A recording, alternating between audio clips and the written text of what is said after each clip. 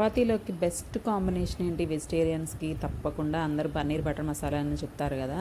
కానీ paneer butter masala, butter non అయితే చాలా బావుంటది. కానీ బటర్ నాన్ మనం ఇంట్లో చేసుకోము.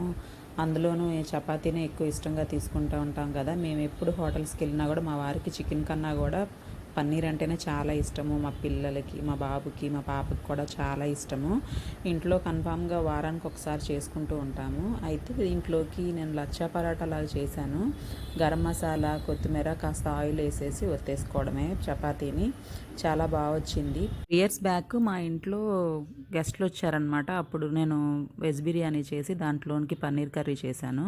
చాలా బావుందని తిన్నారు మా రిలేటివ్స్. అయితే ఇంటికెళ్ళిన తర్వాత అలాగే కావాలని చెప్పి వాళ్ళ వైఫ్‌తో చేయించుకున్నారంట.